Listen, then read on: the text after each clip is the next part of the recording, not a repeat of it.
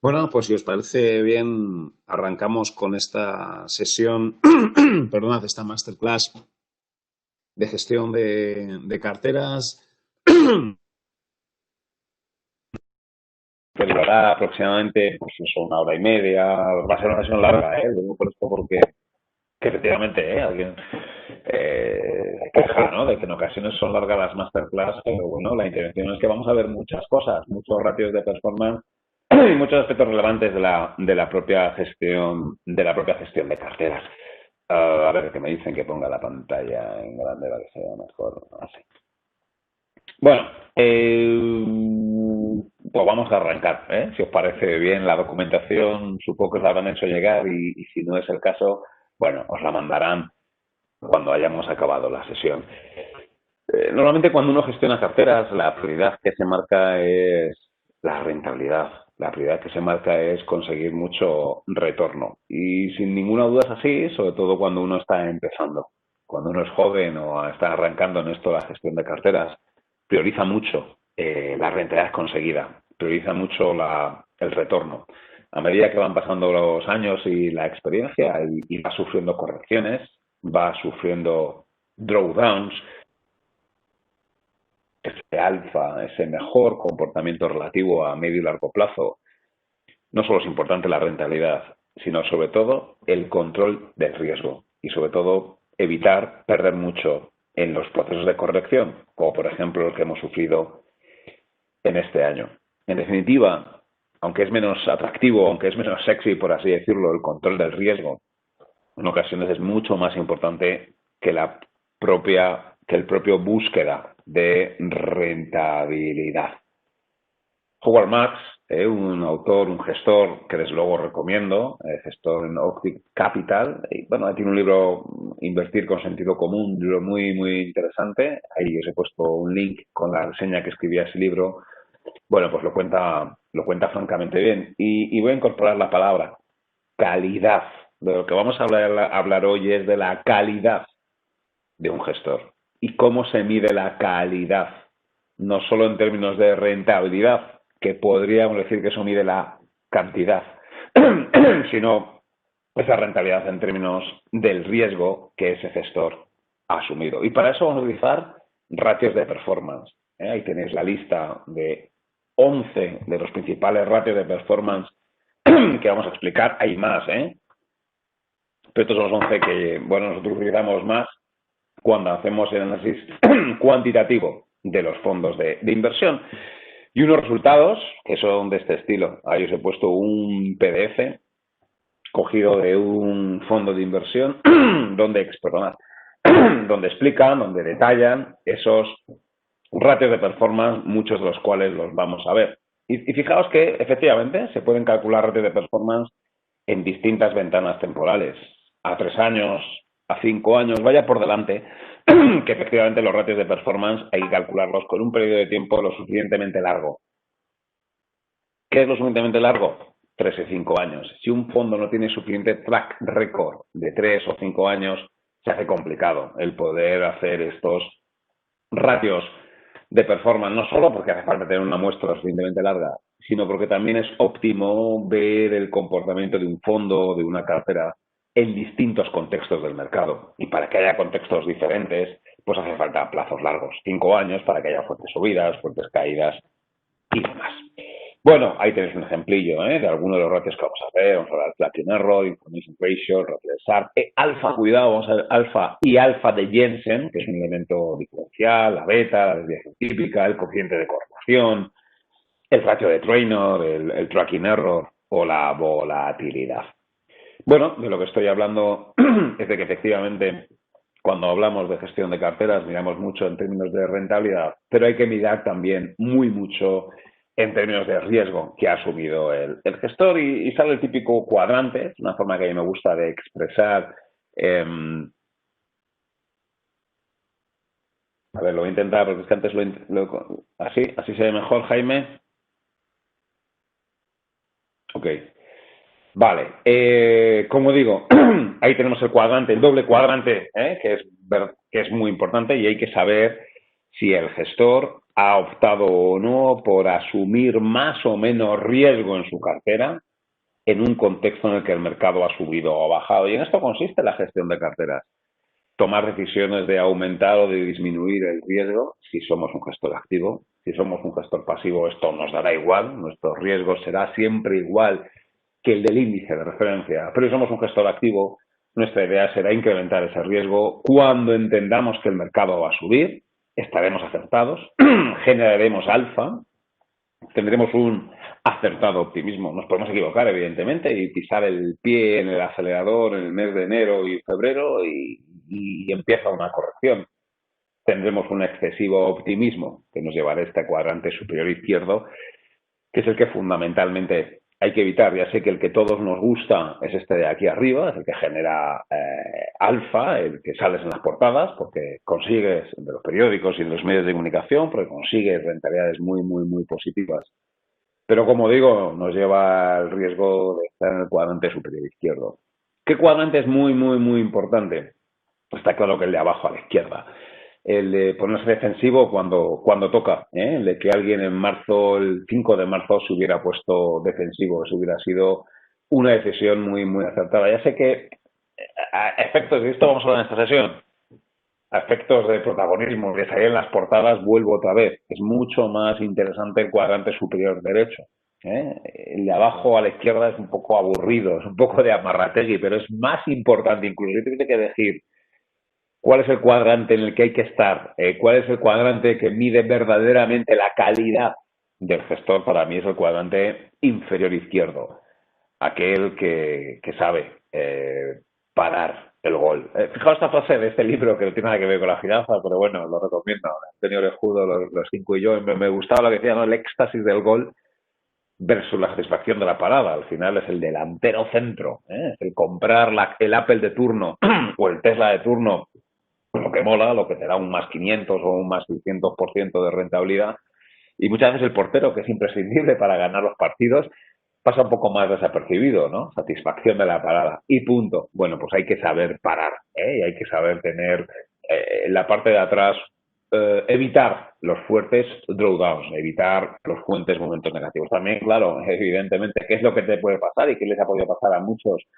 Pues en el mes de abril y de mayo, pues un excesivo pesimismo, claro, haberte posicionado con poco riesgo de tu cartera, haber bajado el riesgo de tu cartera y que el mercado ha subido y te has quedado sin ese buen comportamiento relativo, ¿no? Bueno, un primer segmentación de la gestión de carteras en cuatro cuadrantes, donde tenemos que debatir cómo se mide el riesgo de la cartera. Yo sé que, bueno, intuyo, ¿no? Que todos vosotros conocéis bien cómo se mide la volatilidad como un factor de riesgo de la cartera. Luego lo recordaremos, pero si lo conocéis, tal vez conocéis un poco menos el concepto de beta. La beta como un indicador de riesgo de la cartera. Voy a hablar de ello, pero como sabéis, la beta 1 significaría que tengo un riesgo igual que el conjunto del mercado, que igual que mi benchmark. Lo que tenía que haber hecho el 1 de febrero es haberme puesto una beta por debajo de 1 y haberme puesto una beta, por ejemplo, de 0,5 o en 0,3 o en 0,1. Y lo que tendría que haber hecho es el 21 de marzo, pues haber cogido una beta de igual a 2 o una beta de igual a 2,5. Es otra forma de medir el riesgo de la cartera, la beta. Y fijaos que os pongo este cuadrante, ¿no? Un poco con numerillos, a lo que estábamos comentando antes y en el eje de la X ahí os pongo rentabilidades mensuales del benchmark. El benchmark puede dar un 2, un 3, un 4. Rentabilidades mensuales, eso también es importante y esto es otra de las ideas que quiero... sí, me dice José Manuel, que efectivamente se corre el riesgo de disminuir el riesgo justo en los malos días, ¿no? Absolutamente de acuerdo, muy, muy, muy, muy, muy de acuerdo. Pero yo un poco por la experiencia, si tengo que evitar algo, creo que se pierde, o sea, creo que es más clave. O sea, soy consciente de que me voy a me voy a perder algo, es el famoso FOMO, ¿no? Fear of missing out, me voy a quedar fuera. Yo prefiero quedarme fuera de las grandes caídas, perdón, de las grandes subidas para evitar quedarme fuera de las grandes caídas, ¿eh? Pero bueno, esto es una opinión mía personal que voy construyendo a lo largo del tiempo y cada uno pues tiene un poco su propia experiencia, ¿eh? Ya sé que perderte los buenos días Los días de fuertes alzas es una faena muy, muy gorda, pero si te evita los días de fuertes caídas a medio y largo plazo, aunque solo sea por la pura capitalización compuesta, eso es un elemento bien, bien positivo, ¿no? Bueno, sí, luego cuesta atrás, claro, si esto le está pasando a mucha gente ahora, efectivamente, si te has quedado fuera, si has estado infraponderado en renta variable, y dices, uff, ¿cómo subo ahora, no? ¿Cómo voy a esperar a entrar ahora o en qué momento tengo que volver a entrar? Ese es claramente uno de los problemas en esto de la gestión de carteras. Bueno, estaba comentando que a la hora de calcular ratios de performance, correlaciones, betas y demás, los fondos de inversión, las carteras se suelen calcular todos los días y tenemos valores liquidativos a diario de nuestras carteras, de nuestros fondos y de nuestros benchmarks, pero vaya por delante una recomendación. Procurad no hacer cálculos, no hacer ratios de performance, no calculéis correlaciones, no calculéis betas con datos diarios. No es fácil. Es mucho mejor. No es fácil, digo, no es fácil que salgan bien, no es fácil que salgan estadísticamente significativos. Es mucho mejor hacerlo mensuales. A mí el dato anual, por ejemplo, me parece demasiado pequeño, sobre todo si la historia del fondo pues, son 3 o 5 años, pues es complicado, entonces un fondo que tiene 30 años, pues tal vez. Para mí el óptimo es mensual, el análisis de la rentabilidad mensual, de los cálculos de las betas, de los cálculos del tracking error, me parece que está bien. Tal vez el dato diario sí es útil para calcular volatilidades, pero poco más, ¿eh? Voy, por lo tanto, con ese dato. Para mí, rentabilidades mensuales es una buena forma de calcular performance y calcular ratios. Bueno, como digo, en el eje de las X, rentabilidades mensuales del benchmark, que puede ser un 2, un 4, un 6, un 8%, las pérdidas y luego la beta de mi cartera. Hay otro debate interesante. Teóricamente yo podría tener la beta, suele estar entre que mi mercado, y beta cero significaría que no tengo exposición al mercado, ¿vale? Un fondo de inversión que tiene beta cero es que su rentabilidad nada tiene que ver con la de su índice de referencia, bien sea porque no está invertido, porque está 100% en liquidez, o bien sea porque tiene posiciones largas y cortas que se compensan, o bien sea porque tiene exposición a otros activos que nada tienen que ver. Si mi cartera es de bonos de Tesoro Público Español, pues tengo beta cero con la bolsa mexicana. Eso es, porque tengo dos cosas que tienen nada que ver. Ahora, yo puedo tener acciones de bolsa española, posiciones largas en bolsa española, pero tener beta cero con el IBEX. ¿Por qué? Porque mis posiciones largas en acciones españolas están acompañadas de posiciones cortas en acciones españolas o en futuros sobre el IBEX 35, ¿vale? Lo que no vamos a suponer es beta negativa, y se podría tener beta negativa. Beta negativa lo que significaría es que estoy corto, ¿eh? Y yo tengo beta -1 si mi cartera hace exactamente lo contrario que lo que hace mi índice de referencia, y -2 si estoy apalancado inverso, ¿no? Y que mi cartera hace justo el doble de lo contrario de lo que hace el mercado. Bueno, lo normal es que un gestor esté entre beta, incluso beta 0,4, beta 0,6 y beta 1,6 con respecto a tu índice de referencia. Y así debe ser, porque si sistemáticamente tu beta es cero con tu índice de referencia, es que ese índice de referencia no es índice de referencia, ¿no? Bueno, insisto que hablaré luego más de la beta y estos cuatro cuadrantes que antes comentábamos. El cuadrante interesante es el de arriba a la derecha, donde se genera alfa. ¿Por qué se genera alfa? Porque el mercado ha subido y tú has tenido beta y por tanto vas a subir más. Cuidado que ahí pongo un asterisco. Alfa se considera que tú has batido a tu benchmark. Si mi benchmark ha hecho un 10 y yo he hecho un 15, tengo un alfa de 5. Bueno, cuidado, no necesariamente en términos de alfa de Jensen, que este es uno de los ratios de performance del cual yo quiero hoy hablar y que me temo que es menos conocido que el puro alfa. El puro alfa es que si yo he ganado mi fondo de bolsa europea un 15 y el Eurostock ha hecho un 10, yo tengo un alfa de 5. Bueno, en el alfa de Jensen, ya me anticipo, es si ajustando a la beta que yo tengo en mi cartera. Me explico. Si el benchmark ha subido un 10 y yo he subido un 15, pero con una beta de 2, tengo alfa de Jensen negativo. Porque subiendo el mercado un 10 y yo con beta de 2, yo tendría que haber subido un 20. Como he subido solo un 15, tengo una alfa de Jensen negativo del 5%, ¿vale? Por eso digo, cuidado, en ese cuadrante superior izquierdo derecho se genera alfa, el alfa habitual, pero a mí no me gusta ese alfa, o si queréis en esta masterclass vamos a entrar en un alfa más fino, ¿eh? Es el alfa de Jensen, que tiene en cuenta la beta que yo he asumido. En sentido contrario, si el mercado ha subido un 10 y yo he ganado solo un 8, teóricamente diríamos, uff, tienes alfa negativo, has ganado 2 puntos porcentuales menos que tu índice de referencia. Bueno, ya, pero cuidado, porque igual lo he conseguido con una beta 0,5. Si lo he conseguido con beta 0,5 y el mercado ha subido un 10, yo tendría que haber subido solo un 5% y sin embargo he subido un 8, y por lo tanto tengo un alfa de Jensen de 3 puntos porcentuales. ¿Vale? Luego entraré en más detalle, la documentación está, pero ya hemos visto el alfa de Jensen. El alfa es rentabilidad diferencial de mi cartera y el benchmark. El alfa de Jensen es, teniendo en cuenta la beta. A un gestor que ha tenido más beta, le voy a pedir que proporcionalmente tenga más rentabilidad que la del benchmark, ¿vale? Por lo tanto, en este cuadrante de arriba a la derecha se gana dinero, se genera alfa no necesariamente en términos de Jensen, y aquí abajo se pierde dinero, pero se genera alfa, cuidado, tampoco no es del todo claro en términos de Jensen, ¿no? Evidentemente, el cuadrante que menos nos gusta y el cuadrante que hay que intentar de evitar es el de arriba a la izquierda, donde el mercado cae y todo es asumido riesgo, se pierde dinero y encima no se genera alfa, que es el cuadrante peor de todos como gestor de cartera, y abajo a la derecha tenéis otro cuadrante que, bueno, más o menos tiene un pase, ¿eh? Nuestro cliente no le importa tanto si hemos ganado dinero, aunque hemos ganado menos que el benchmark, hemos ganado menos porque hemos estado prudentes. Bueno, ganas dinero y tu cliente te lo echa menos en cara, ¿no? Pero evidentemente, desde el punto de vista de la gestión de carteras, ese cuadrante inferior derecho, pues es malo. Y ahí avanzo, ¿eh? Es un cuadro de mando que hay que hacer. Claro, esta sesión va a ir de análisis cuantitativo de fondos de inversión. Estos son cuadros que al principio, pues como cuando vas al médico, si no estás muy acostumbrado a verlo, te puede hacer un poco de lío. Estos son los datos o, si queréis, los indicadores que uno tiene que ir viendo así, pum, de un tirón para ver cuál es la evolución de este fondo de inversión. Y sigo contando conceptos.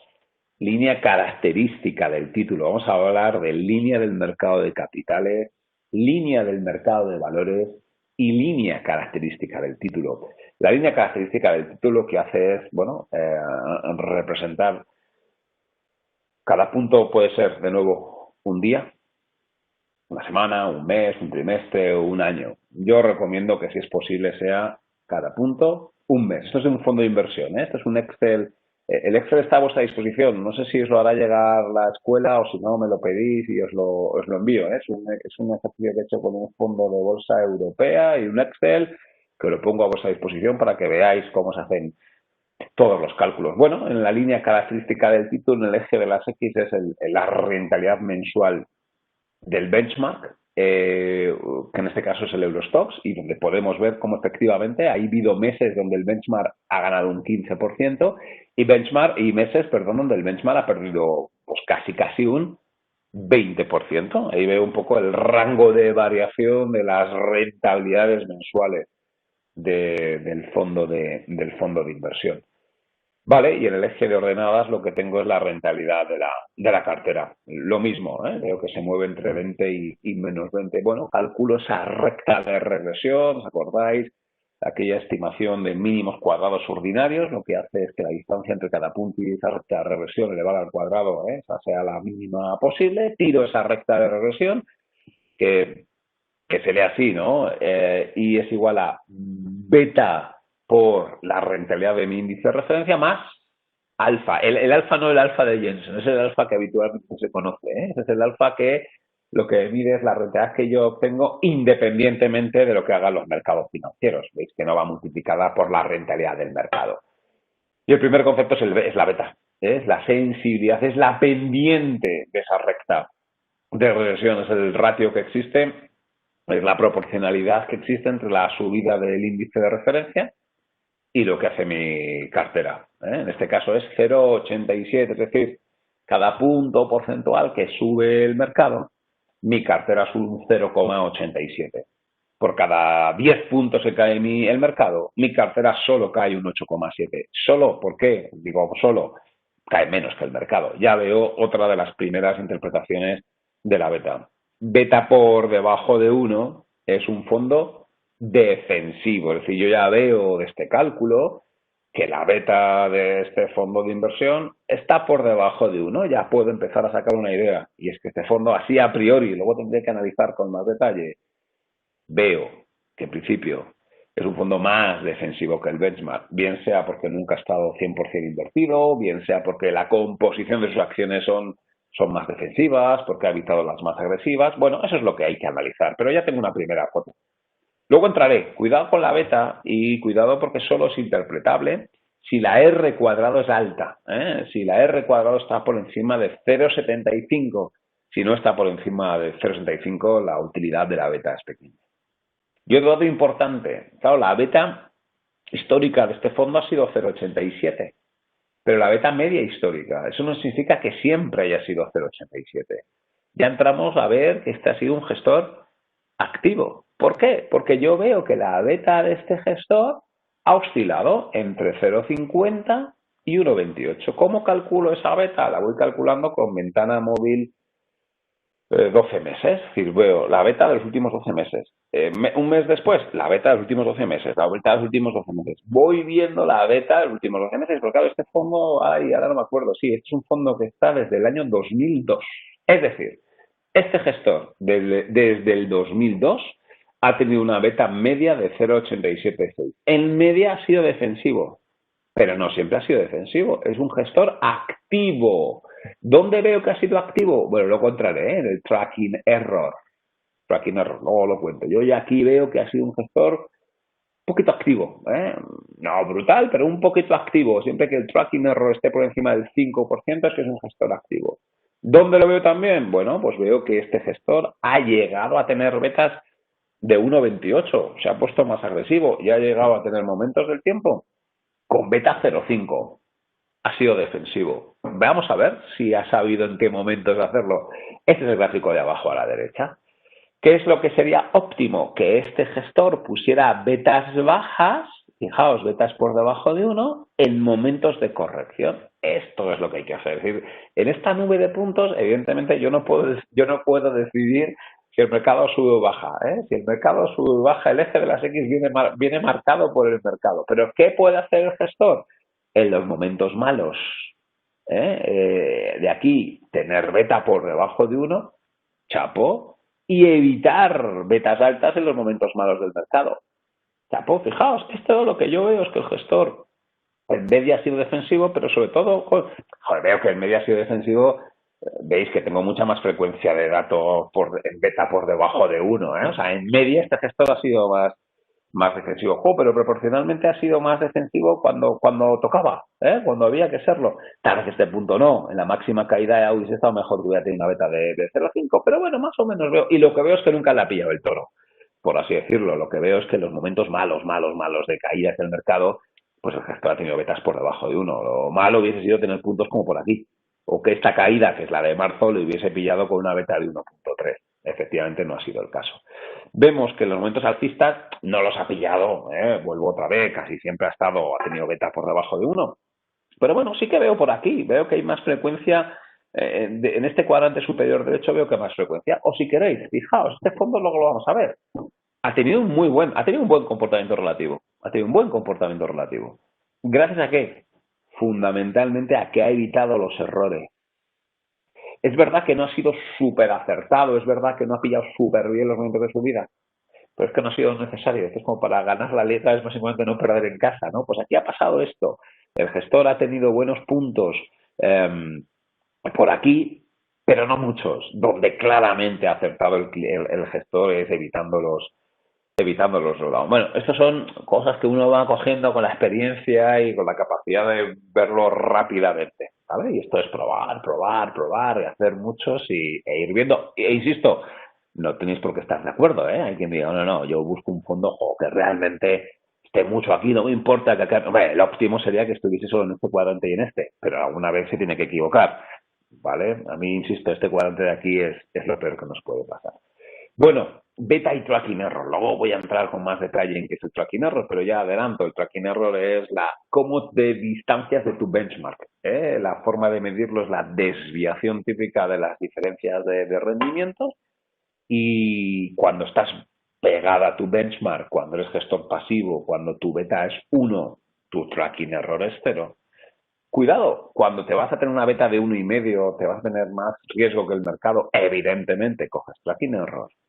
pero también cuando tu beta es baja. Estos son otros los puntos que yo quiero también que quede muy claro. Tenemos la percepción de que un gestor con tracking error alto es porque tiene más riesgo. No necesariamente. Un gestor con tracking error alto puede ser porque tiene poco riesgo. Y ese es un poco el gráfico que pretendo poner aquí, que pretendo que se vea, ¿no? Fijaos, este gestor, vuelvo otra vez, ahí veo, esta es la visión de la beta, ¿vale? Ahí veo cómo el gestor la ha subido, la ha bajado, la ha subido, la ha bajado, la llegó a tener en 1,25, luego la llega a tener en dos momentos del tiempo en la zona de 0,5, luego la ha ido normalizando. Bueno, pues cuando este ratio se acerca hacia 1, baja el tracking error, y cuando el ratio se va por encima de 1, sube el tracking error, ¿vale? Por lo tanto, tracking error es lo activo que soy, lo diferente que soy a mi benchmark, y está en función de lo alejado que estoy de la beta. Tener una beta 0,5 genera el mismo tracking error que tener una beta 1,5. Esto es importante decirlo. Estar muy agresivo genera tracking error, pero estar muy defensivo también genera tracking error, ¿vale? Y tracking error es una medida de lo activo o pasivo que ha sido un gestor. ¿Que ha sido acertado o no acertado? Eso ya el tiempo nos lo dirá, ¿vale? Bueno, ¿qué tenemos abajo? Abajo lo que tenemos otro gráfico de la evolución de la beta y del valor liquidativo. De nuevo, pues para ver si el gestor ha estado acertado con los momentos en los que ha incrementado o ha bajado la beta. En los momentos de recuperación de los mercados financieros estaba muy bien asumir beta. En los momentos de caída de los mercados financieros, pues has hecho bien teniendo una beta inferior a 1, ¿vale? Esto ya estamos entrando en derivadas segundas o terceras para ir viendo cómo el gestor ha sido capaz de modular su beta. Y ese es un cuadro de mando. Luego os voy a enseñar varios, un cuadro de mando absolutamente cuantitativo, que es de lo que estamos hablando, De lo que estamos hablando es lo que buscamos todos los gestores, ¿no? Tratar de eso, de ganar lo mismo que el benchmark con menos riesgo, o con el mismo riesgo que el benchmark, ganar más. Y esta es la tabla de los ratios de performance de los que vamos a hablar. Insisto, hay más, pero esos son los más habituales, con los que nosotros trabajamos más. Os he comentado tres conceptos que tienen que quedar muy claros: la línea del mercado de capitales, la línea característica del título y la línea del mercado de valores. La línea característica del título ya he hablado de ella, es en el eje de las X, rentabilidad del mercado, y en el eje de ordenada, rentabilidad de nuestra acción y de nuestro fondo de inversión. La pendiente de esta recta de regresión es la beta, y la ordenada en el origen es el alfa. Y insisto, esa es una forma de medir el alfa, el más habitual. A mí me gusta más ajustarlo por la beta, y eso es lo que se llama el alfa de Jensen. Bien, del ratio de Sharpe todavía no he hablado, y ahora voy a comentarlo, pero ahí se ve muy bien. ¿Qué es la línea del mercado de capitales? Bueno, pues la línea del mercado de capitales, es esa recta que lo que me hace es me relaciona la volatilidad de mi cartera con la rentabilidad que ha conseguido mi cartera, ¿vale? Y esa pendiente, la pendiente de esa recta, es lo que se denomina el ratio de Sharpe. Ahora vamos a entrar en ello. Pero línea del mercado de capitales, volatilidad de mi cartera, rentabilidad de mi cartera. Y línea de mercado de valores, en lugar de poner la sigma, ponemos el parámetro que ya hemos hablado, la beta. Y fijaos, con la beta igual a 1, la rentabilidad será la del mercado, y el objetivo que yo tengo como gestor es que si tengo beta igual a 1, tener más rentabilidad, eso sería fenomenal, o tener esta rentabilidad de aquí con una beta inferior a 1, o si yo tengo una beta superior a 1, que mi punto de rentabilidad esté por encima. Luego lo vamos a ver, ¿vale? Línea de mercado de capitales, línea característica del título y línea del mercado de valores, que me adentro así en el ratio de Sharpe, sin ninguna duda el ratio más conocido, que procede de ese CAPM, de ese Capital Asset Pricing Model, allá por los 60, que tiene sus debilidades, pero que bueno, pues que sigue siendo más o menos aceptado, y que básicamente lo que me dice es que si yo no asumo riesgo, la rentabilidad de mi cartera va a ser la del activo libre de riesgo, y que por cada unidad de riesgo que yo asuma, pues iré consiguiendo un plus de rentabilidad. Vuelvo otra vez, aquí el debate es cómo mido el riesgo, si lo mido por la volatilidad, si lo mido por la beta o cómo lo mido. Bueno, en este caso lo mido por la beta. Y lo que me dice el ratio de Sharpe es, oye, cada unidad de riesgo adicional, no, dicho por la beta, aquí lo mido por la sigma, ¿eh? Cada unidad de volatilidad adicional que yo asuma respecto al activo libre de riesgo, pues tendré un extra de rentabilidad frente a ese activo libre de riesgo. Y eso es lo que voy a ver. Lo que voy a ver es por cada punto porcentual de más volatilidad que yo coja, cuánta más rentabilidad voy a obtener en mi fondo de inversión. Y eso es, el ratio de Sharpe lo que me mide es si soy o no capaz de batir al activo libre de riesgo. Para eso he asumido riesgo. Oye, asumiendo riesgo, complicándote la vida, has ganado más o menos que el activo libre de riesgo. Vale para eso, cuidado, ¿eh? El ratio de Sharpe, yo a veces veo que se utiliza mal. El ratio de Sharpe es si he ganado o no el activo de riesgo. Quiere decir, este año, en renta variable mundial, no sé, la bolsa mundial cae un 6% aproximadamente. Yo con mi fondo, o un 7%, ya me hace un poco lío en qué momento los mínimos.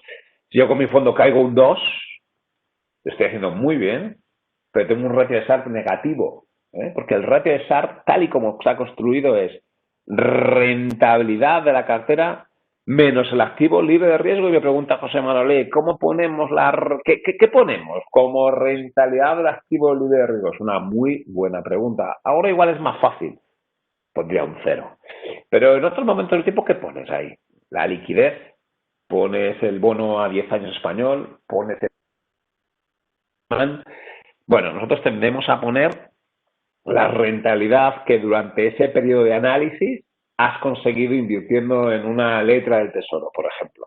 ¿Vale? Un 1, un 1,5, un 2, depende del momento del tiempo.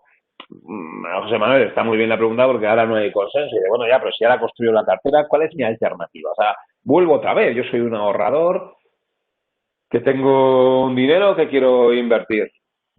Puedo asumir riesgo y metérmelo en una cartera mixta, una cartera 100% de rentabilidad, o no complicarme la vida. Claro, si no me complico la vida, ¿qué hago con mi dinero? Pues lo dejo en un depósito. ¿Qué me paga el depósito? Pues menos que un 0. Ahora, cuidado, si te cobran dinero por tu liquidez, entonces la rentabilidad del activo libre de riesgo tendrá que ser ese menos 0,2 o menos 0,4. Y la alternativa es meterlo en liquidez, pues un 0%. Alguien puede decir, bueno, es que el bono español a 10 años te está pagando un 0,5%. ¿Pondríamos un 0,5%? Bueno, cuidado, hay quien dice que no es libre de riesgo, porque hay algo de riesgo de crédito. Pero bueno, imagínate que piensas que no tiene riesgo de crédito.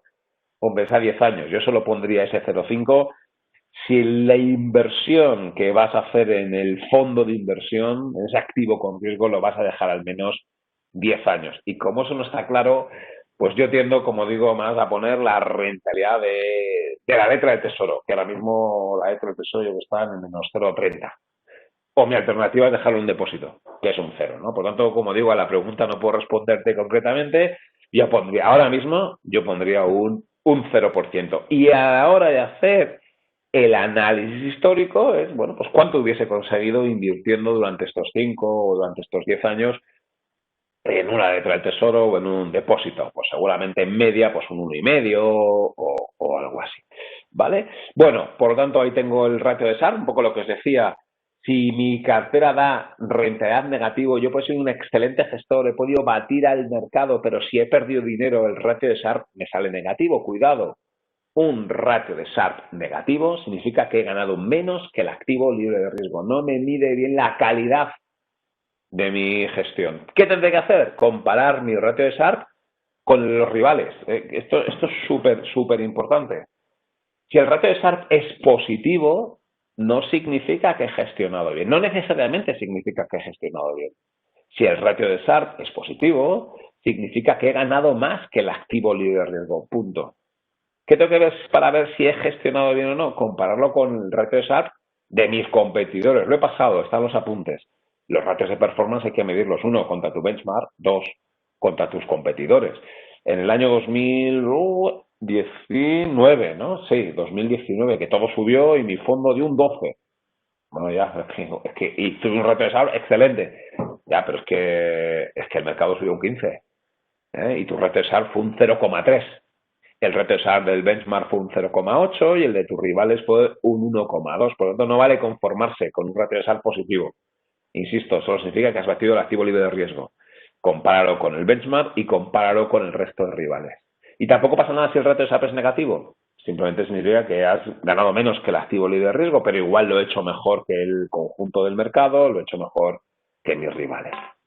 ¿Vale? Bueno, ahí tenemos la formulita del ratio de SAP. Un ratio para mí ahora, en esta situación, y un poco atendiendo a la pregunta de José Manuel de rentabilidades libres de riesgo, yo pondría un 0. Para mí, un 0,5. Es un ratio de SAP adecuado ahora. ¿Qué significa eso? Y esto es una regla, rule of thumb, de estas que nosotros utilizamos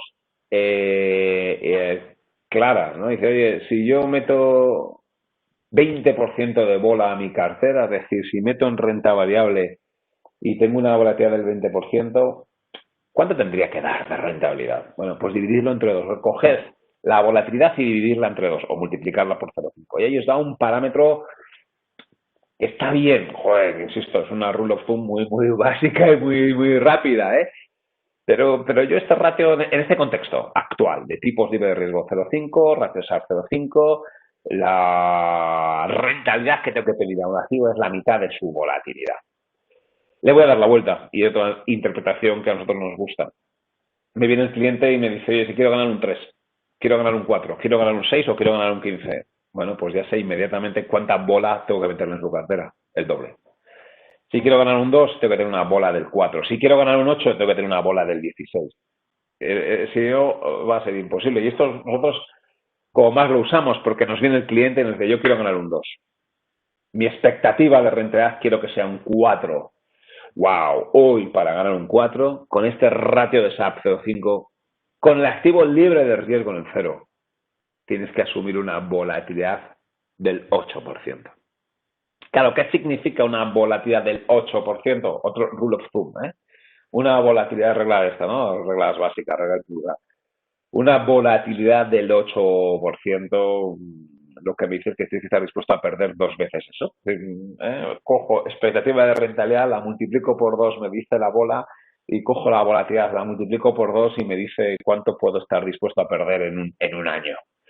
Claro, si yo quiero ganar un 4%, tengo que meter una volatilidad del 8%, eso es tener una cartera de aproximadamente un 50% en bolsa, eso es llegar a perder en un año un 16%. Y esto es, y procede de ese ratio de SAR, procede de esa línea del mercado de capitales que ya he comentado antes, Capital Market Line, esa relación. Luego voy a ver cómo está cambiando la línea del mercado de capitales, porque los tipos de interés son cero y demás. Luego voy a entrar ahí, ¿vale? Esta línea ya la hemos comentado.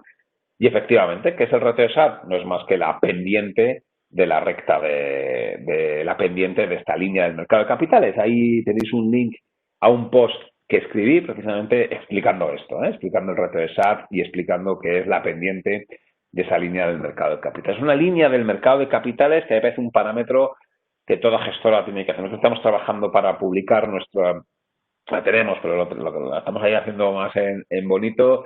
Bueno, no sé si está poniendo de moda o qué, pero sí que es verdad que yo creo que hay que preguntarle a toda gestora, oye, ¿cuál es tu línea del mercado de capitales? A todo inversor hay que preguntarle, ¿cuál es tu línea del mercado de capitales? Están generalizando estos gráficos en donde lo que hacemos es que cada punto es una tipología de activo de inversión.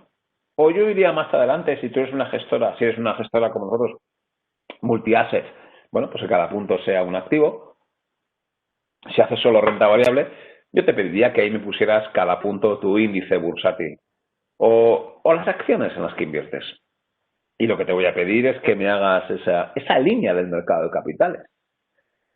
¿Qué voy a poner en eje de las X? La volatilidad de mis acciones o de mis activos. ¿Y qué voy a poner en eje de ordenada? La expectativa de rentabilidad. ¿Vale? Rentabilidad y volatilidad. De tal forma, esto fijaos como parte de un punto del activo libre de riesgo del 1 y pico por ciento. ¿Y qué es lo que tengo aquí? ¿Cuál es la pendiente de la recta de regresión? La pendiente de no de la recta de regresión, perdón. Cada activo tiene su línea del mercado de capitales. Y habrá activos que tengan más pendiente, que tienen más ratio de Sharpe. Es el activo que optimiza el binomio rentabilidad-riesgo. Cuidado, no optimiza la rentabilidad, ni tampoco minimiza el riesgo. Simplemente optimiza ese binomio rentabilidad-riesgo. En este caso, el tiro de la recta, pues no lo sé, seguramente fuese el direct lending. Cuidado, no es el activo más rentable. El activo más rentable, el que tiene mayor expectativa de rentabilidad, en este caso, es el private equity. No es el que tiene más volatilidad las acciones chinas. Y el que optimiza el binomio rentabilidad-riesgo, el que tiene la línea de mercado de capital con más pendiente, pues en este caso yo creo que es el direct lending. Bueno, esto es efectos ejemplo, os he puesto el link por si queréis ver cómo está actualizado esto ahora en BlackRock y cuáles son sus expectativas. Y esta es otra, yo no recuerdo dónde saqué esto, bueno, otro ejemplillo, ahí te da cada uno su activo y te hace un poco lo mismo. Capital Market Line a 31 de diciembre de 2018 en dólares. ¿Que tú quieres maximizar la rentabilidad? Pues según este criterio tendrías que irte a European Financial Equity. Ahora, si tú quieres optimizar el ratio, el binomio rentabilidad-riesgo, tienes que irte a renta fija mexicana en moneda local. ¿Y qué se ve aquí? Que hay activos con ratio de SAR negativo, con la pendiente, la línea del mercado de capitales negativa. Todos estos activos, Mortgage-Backed Securities, Japanese Government Bond, alemanes, no sé qué, todos estos, ¿por qué tienen pendiente negativa? Porque tienen menos rentabilidad que el activo libre de riesgo. Cuidado, es así de sencillo. SART negativo si la rentabilidad es menor que la del activo libre de riesgo, y en principio no tiene sentido que inviertas ahí si crees que van a aceptar esta gestora con esas expectativas de rentabilidad, ¿no? Bueno, concepto, línea del mercado de capitales. Todas las gestoras, yo creo que estamos obligadas a publicar nuestra línea del mercado de capitales, que nos obliga a hacer dos cosas, o mojarnos en dos cosas. Uno, expectativa de volatilidad del activo. Dos, expectativa de rentabilidad de nuestro activo. Y a partir de ahí veremos, en términos de ratio de SAT, cuál es el activo más recomendable. Y os pongo un ejemplillo. Imaginaos que ahora lo limito a 2. Yo os digo que una cartera tiene un ratio de SAP de 0,43 y otra un ratio de SAP de 0,25. 0,43 es la renta variable y 0,25 es la renta fija. Bueno, pues si no os doy más datos, pues evidentemente diréis, oye, pues voy a invertir en renta variable, que tiene un ratio de SAP del 0,43. Ya, y aquí vemos otra de las limitaciones ya comentadas del ratio de SAP, pero es que igual no puedo invertir ahí. ¿Por qué no puedo invertir tal vez en esa cartera RV? Bueno, porque igual tiene una volatilidad que excede la que yo tengo en mi mandato. Es que igual yo en mi mandato de inversión no puedo tener una volatilidad superior al 5%. Y por tanto no puedo invertir en esa RV porque igual su volatilidad es 20. Claro, esto es otro de los problemas. El RTSALP es muy elegante y me permite comparar, pero no me da información que puede ser muy relevante. Por ejemplo, nivel de volatilidad.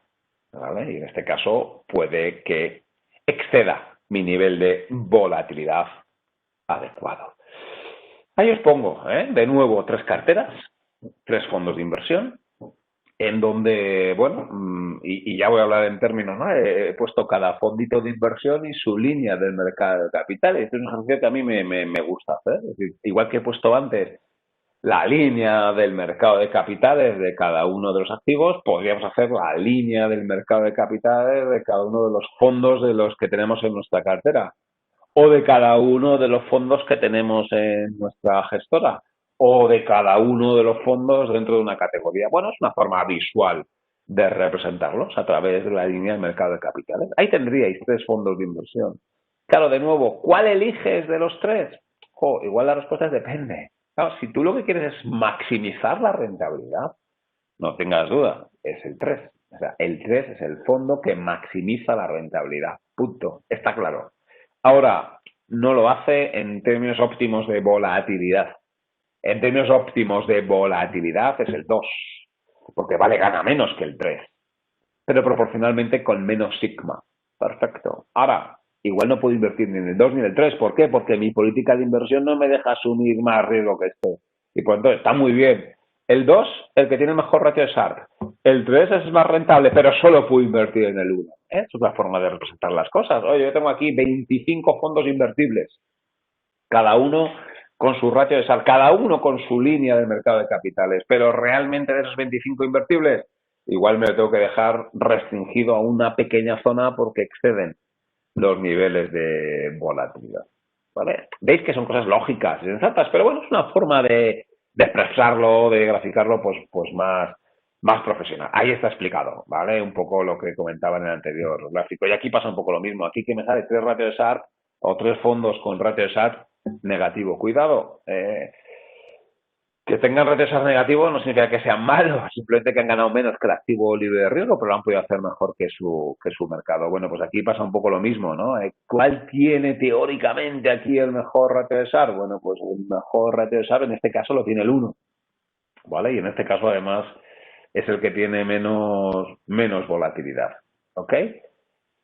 Bueno, pregunta, ejercicio, este es el Excel, que os puedo pasar y me dicen, oye, calcula el ratio de SAR de este fondo de inversión, que es el de antes, es un fondo de renta variable europeo, que tengo su valor liquidativo desde since inception, ¿verdad? Desde que nació, que creo que fue el 28 de mayo del 2002, hasta ahora, lo actualizaba hasta finales de junio. ¿Es de tener un mejor o peor ratio de SAR? Claro, así no te sé calcular, hombre. Ojo, no sé, hay que tener mucho ojo, para saber, y también lo pongo así porque cuidado con las escalas. No, pues es que igual el benchmark, coño, ha subido más, ¿no? Porque veo como que acaba un poquito más arriba que el valor liquidativo, ya, pero este empieza un poco más abajo. No os fiéis de vuestro ojo. Como diría Kahneman, cuidado con el sistema tipo 1, ¿no? El sistema ese automático, cuidado, vamos a hacer los cálculos. Tengo que calcular la rentabilidad acumulada. Pero es que puede ser, no, pues es que yo más o menos veo que el valor liquidativo del primero sube más que el del segundo. Bueno, ya, pero en términos de volatilidad, ¿cuál tiene más volatilidad? Y dice, pues yo creo que el segundo parece que sube y baja más. Bueno, hay que hacer los cálculos, ¿vale? Con esto no lo puedo hacer. Necesito que alguien me pase los valores liquidativos, tanto del fondo como del benchmark. De nuevo, valores liquidativos para el cálculo de volatilidad sí os recomiendo que sean diarios. Y cuidado con esto, que cuando uno se descarga valores liquidativos, es muy habitual que le den sábados y domingos, porque los fondos de inversión calculan valor liquidativo sábados y domingos. Pero cuidado, porque normalmente es el mismo o cambia muy poquito. Hay que hacer días laborales. En el Excel, quitad sábados y domingos, quitad festivos, porque si no la volatilidad os va a salir más baja de lo que realmente. Estos son ya pequeños trucos a la hora de hacer los cálculos. No puede tener días laborales. Hay que poner solo de lunes a viernes. Bueno, me han pasado la serie histórica diaria del fondo de inversión y del benchmark. Aquí el benchmark es el Eurostoxx 50, porque es un fondo de bolsa europea. Otra pequeña trampa, o no trampa, pues hay que saberse, nosotros cuando calculamos la performance relativa, por ejemplo en este caso, que es bolsa europea, lo hacemos contra el Eurostoxx Total Return, es decir, teniendo en cuenta los dividendos, que esto es importante. En este caso está hecho contra el Total Return. Bueno, ¿cómo calculo el ratio de Sharpe? Hemos dicho, rentabilidad menos libre de riesgo partido volatilidad. Bien. Rentabilidad, importante, no acumulada. Este fondo ha ganado entre el día del lanzamiento y hoy un 139,6% y el benchmark un 66,4%. Cuidado con el error. No cojáis 139 menos el libre de riesgo que ha sido un 1,5, ni aunque capitalice el 1,5. Tengo que hacer las TAES, rentabilidades anualizadas, pongamos, porque luego la volatilidad está anualizada, anualizado todo. ¿Cómo calculo una anualizada a partir de una acumulada? Pues 1 más la rentabilidad acumulada elevado a 1 a partir del plazo menos 1. Aquí el plazo son 10 años y pico, no lo recuerdo, 10,06 o sí, algo así. Pues 1 más ese 139% elevado a 1 partido 10,08 menos 1, me sale que la TAE es un 4,96. Es el parámetro que voy a utilizar de rentabilidad. Eso le restaré el 1,5 que he utilizado de activo libre de riesgo y lo dividiré entre la volatilidad. ¿Cómo calculo la volatilidad? El Excel te permite calcular la desviación típica, y cuando veáis Esto en los informes lo he visto al principio muy rápido, viene volatility, viene standard deviation, bueno, riesgo, hay que saber cómo me lo está midiendo, cómo me lo está interpretando. ¿Cómo se calcula la volatilidad? Insisto, yo ahí me gusta hacerlo con datos diarios, calculo y cuidado con los rendimientos, no con el valor liquidativo, rendimiento diario, cojo valor liquidativo de un día entre el anterior menos uno, ¿vale? Rendimientos diarios, quitando sábados y domingos y festivos, tengo la serie de los rendimientos diarios. Eso, a esa serie es a la que yo le calculo la desviación típica. Calculo la desviación típica y me sale un dato que es diario. Lo tengo que anualizar. ¿Y cómo se anualiza? Se multiplica por la raíz de 250. ¿Vale? Por lo tanto, tengo serie diaria de valor liquidativo de benchmark. Calculo rendimientos diarios. Calculo desviación típica de los rendimientos diarios. Y calculo la raíz calculo la desviación típica de los rendimientos diarios y lo multiplico por la raíz de 250. Y eso es un porcentaje. Y eso es 19,41. Esa es la volatilidad. Ya tengo la TAE, 4,96 menos 1,5 de activo de nivel de riesgo dividido entre 19,41 de benchmark, volatilidad, perdón, pues tengo el ratio de SAR. Fijaos, el benchmark está bien, la volatilidad es casi clavada y eso que he visto que antes que la beta era más baja, pero bueno, puede ser que tenga menos beta y la misma volatilidad. En este caso la volatilidad ha sido la misma, 19,41 versus 19,40. El ratio de SAR de mi fondo es mejor. Primero, es positivo. ¿Por qué? Porque gano más que el libre de riesgo. ¿Y por qué es mejor que el del benchmark? Porque tengo más rentabilidad al mismo nivel de volatilidad. Bueno, pues veo que en términos de SARP mi fondo es mejor que el del benchmark. Primero, es positivo. He hecho bien invirtiendo en renta variable en lugar de quedándome en renta fija al 1,5%. Y además por cada unidad de riesgo adicional que he asumido en el fondo respecto al benchmark, es decir, he hecho bien invirtiendo o bien en el fondo o bien en el benchmark. He hecho bien dejando el libre de riesgo y asumiendo riesgo. Y he hecho mejor si he invertido en el fondo porque cada unidad de riesgo que ha asumido el fondo proporcionalmente me ha dado más rentabilidad. Y ahí meto, hay gráfico, la línea del mercado de capitales, del fondo y del benchmark. Claro, en este gráfico, este ejemplo, es un poco pena porque los dos están sobre la misma vertical. Están sobre la misma vertical. Pero bueno, veo claramente que el fondo está aquí y el benchmark está aquí. Veo que esta línea del mercado de capitales tiene más pendiente que la del benchmark. Y que en los dos casos la pendiente es positiva. ¿Vale? Ahí, otra forma me lo pueden hacer la pregunta. Me dicen, oye, en el año 1 ha ganado un 10, en el año 2 un 8, en el año 3 un menos 5, en el año 4 un 16, en el año 5 un menos 8. Me dan rentabilidades anuales. De nuevo, yo tengo que calcular una TAE. Para calcular la TAE, ahí está, porque tengo dos formas de hacerlo. O bien la media geométrica de los rendimientos anuales. Media geométrica, acordaos, uno más ese dato por uno más ese dato por uno más ese dato por... Es el multiplicatorio, de j igual a 1 hasta n, siendo n el número de datos, en este caso son 5. Y todo solo elevo a 1 partido el número de datos y menos 1. Y pues mira, la tasa geométrica de rentabilidad es 3,79. Esa sería la TAE, ¿vale? Sería el dato que tengo que utilizar. O la otra forma, como lo hemos hecho antes, calculo la rentabilidad acumulada. 1 más el 10, 1,08, 1,05. Al cabo de estos 5 años, este fondo me habrá dado una rentabilidad del 20,44. Cuidado, no uséis el 20,44. Eso es la anualizada. Tengo que calcular la TAE. 1 más anualizada elevado a 1 partido el plazo, menos 1 han pasado 5 años, pues 3,79. Son dos métodos equivalentes para calcular una TAE. 3,79. Esa es la rentabilidad que ha conseguido el fondo de inversión. Tengo que calcular la desviación típica, que es la raíz de la varianza, como sabéis, ¿no? Calculo la media, cada dato menos su media, elevado al cuadrado, y hago la raíz de todo eso, y sale que aquí la desviación típica es 9,17. Tengo, por lo tanto, rentabilidad acumulada 20,44, que es el cálculo que he hecho aquí.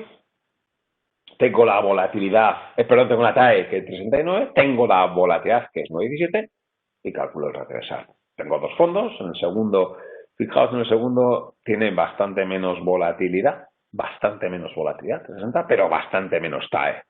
Bueno, ese bastante menos, voy a hacer el ratio, es el ratio de Sharpe. Voy a relativizar la TAE menos el libre de riesgo partido la volatilidad.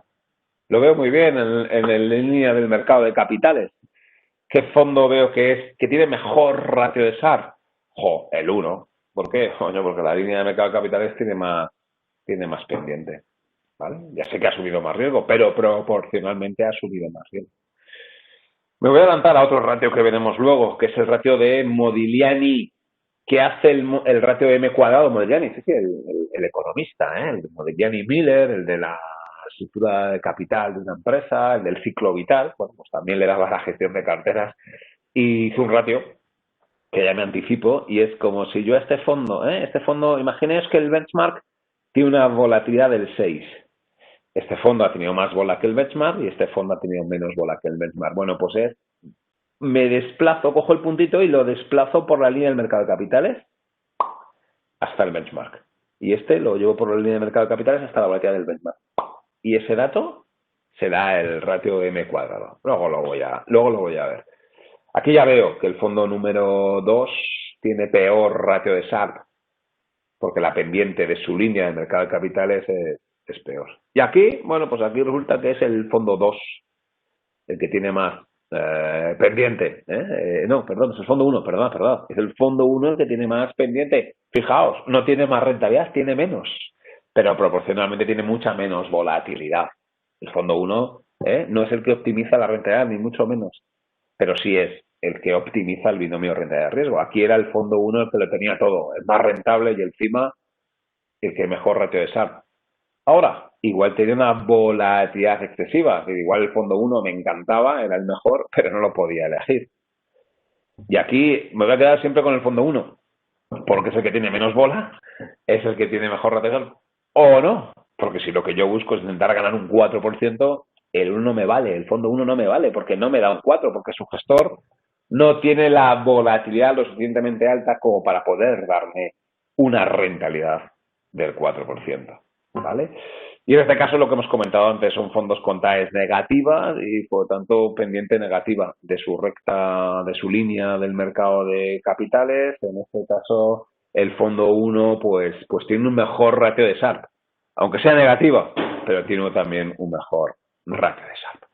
Bueno, he comentado la línea de mercado de capitales, esto va a ser un poco más teoricón, pero creo que es importante, Partimos de esta línea del mercado de capitales, yo soy el gestor con este fondo, esta sigma, esta rentabilidad, ratios al positivo, te doy más rentabilidad que el libre de riesgo, esa asunción de riesgo merece la pena. Y aquí ahora lo que yo quiero es conseguir más rentabilidad, ¿vale? Estoy en una cartera C sub 0 y me pongo como objetivo intentar ganar R sub 1. Mi cliente me dice, oye, yo no quiero un 4, quiero un 8.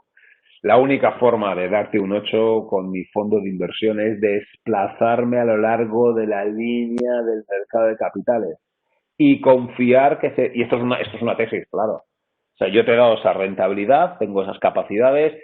Ahora, no lo sé si me puedo desplazar por la línea del mercado de capitales. Lo voy a intentar. Voy a coger mi cartera y la voy a apalancar o voy a intentar conseguir más rentabilidad a partir de más sigma K. Fijaos, en este caso el ratio de Sharpe es menor a 1. ¿Dónde veo que es menor a 1? Lo veo que es menor a 1 porque el aumento de la volatilidad es proporcionalmente muy superior al aumento de la rentabilidad. Y eso es lo que es habitual, que el ratio de Sharpe sea inferior a 1. Si fuese superior a 1, pues tendría una pendiente superior a los 45 grados. Ahora, ¿qué me puede pasar o cuál sería el objetivo? Bueno, pues el objetivo sería llegar al C3, que con esta misma sigma que he cogido en 1 tenga esa rentabilidad. Claro, estoy cogiendo más pendiente, soy mejor gestor. ¿Qué me puede pasar? Que consiga esa rentabilidad 1, es verdad, pero asumiendo una sigma 2. Estoy consiguiendo el objetivo, pero con mucha más volatilidad. Eso me provoca que la línea del mercado de capitales haya perdido pendiente y que sea ahora menor que la que tenía antes. Por lo tanto, estoy consiguiendo el objetivo de rentabilidad 1, pero con una mayor volatilidad. Y por lo tanto, hemos perdido pendiente en esa línea del mercado de capitales. Fijaos, y ahora lo que voy a hacer es, o la pregunta que me hacía José Manuel, ¿no? Yo parto de una línea del mercado de capitales como esta, y de repente los tipos de interés que se caen. De repente entramos en represión financiera, el Banco Central Europeo nos pone los tipos de interés aquí. Claro, teóricamente lo que nos debería estar pasando a todos los gestores es que teóricamente tendríamos que estar moviendo hacia abajo en paralelo nuestra línea del mercado de capitales. Nuestra capacidad de gestión por cada unidad de riesgo asumido debería ser la misma. Y por tanto, nuestra nueva línea del mercado de capitales es un desplazamiento en paralelo. ¿En qué magnitud? En toda la bajada de los tipos de interés. Y por lo tanto, si yo antes con mi sigma 0 conseguía un C0, con mi cartera mixta, con una volatilidad del 4, o con una volatilidad del 2, pues sí, venga, con una volatilidad del 4, yo conseguía una rentabilidad del 3. A ver, bien, con una rentabilidad del 4 yo conseguí una rentabilidad del 3, ok. Pero ahora, con una volatilidad del 4, consigo una rentabilidad del 1. ¿Por qué? Porque el tipo del libre de riesgo ha caído. ¿Qué tengo que hacer para seguir dando una rentabilidad del 3? Pues tengo que meter mucha más volatilidad. Para una rentabilidad del 3 solamente quiero una volatilidad del 6. Tengo que pasar de una volatilidad, fijaos, partía de aquí, rentabilidad C0, sigma 0, el BCE me ha tirado abajo, C1, si yo quiero seguir dando R0, tengo que asumir sigma 1. Este es el problema. Esta es la represión financiera en términos un poco teóricos, ¿no? De academia, de universidad. La represión financiera aquí lo veo bien. Me desplaza la línea del mercado de capitales y es asumiendo más riesgo. Y eso hay gente que no quiere. ¿Qué es el objetivo? ¿Qué es el óptimo? En una nueva línea del mercado de capitales, con más pendiente. Es decir, lo que deberíamos hacer los gestores es conseguir la misma rentabilidad que yo antes conseguía, con el mismo riesgo que yo antes asumía. Tengo que aumentar la pendiente de la línea del mercado de capitales. Y en eso estamos todos, intentando incrementar la pendiente de la línea del mercado de capitales. ¿Y cómo lo tratamos de conseguir? Carteras más diversificadas y geográficamente, por activos, metiendo activos y líquidos, metiendo long short, metiendo... Bueno, esta es la cosa. Sé que esto es un poco teórico, pero me sirve para explicar en lo que estamos. Y a la pregunta que antes hacía, es decir, a ver, aquí hay alguna pregunta. A ver, entiendo que para hablar de espera un segundito, Alteran la proporción de los activos. Correcto, sí señor, Francisco, efectivamente. Si yo antes era una cartera mixta donde tenía un 20% en bolsa y con un 20% en bolsa, oye, ganaba R sub 0 y tenía una sigma 0, ahora para ganar eso mismo no puedo tener un 20% en bolsa, tengo que tener un 30% o un 40% o un 50% en bolsa. Esto es lo que nos está pasando ahora. Esto es como correr en la cinta, coño, tengo que correr para quedar en el mismo sitio, tengo que asumir mucho más riesgo para quedarme en el mismo sitio. Ese es el problema, ¿eh? Y si queréis, ya sé que esto es un poco así teórico, pero pues está muy bien. Es decir, el gran problema de los gestores de carteras es que la represión financiera en la que nos han metido los bancos centrales nos ha desplazado hacia abajo la línea del mercado de capitales y eso nos obliga a que para mantener la misma rentabilidad tengamos que asumir mucho más riesgo. ¿Cuál es nuestro reto? Recuperar el binomio rentabilidad-riesgo inicial, pero incrementando la pendiente de la línea del mercado de capitales. Volver a la misma rentabilidad inicial, volver a la misma sigma inicial. Para eso tenemos que incrementar la pendiente. Tenemos que coger una nueva línea del mercado de capitales con muchos más activos, mucho más diversificado. ¿Vale? Sí, sí. Puedo generar distintas líneas del mercado de capitales. Muy bien. Eso es lo que tengo que conseguir, efectivamente. Ya que vuelvo otra vez, me está quedando muy teórico esto, pero eso es lo que tengo que conseguir. Nuestro reto, ampliar la pendiente de la línea de mercado de capitales y quedarme aquí.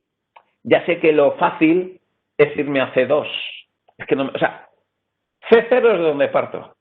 C1 es donde me lleva el Banco Central Europeo y puede ser que no haga nada y me quede en C1. Pero cliente, estoy en C1. Mi cliente dice, no, yo quiero R0.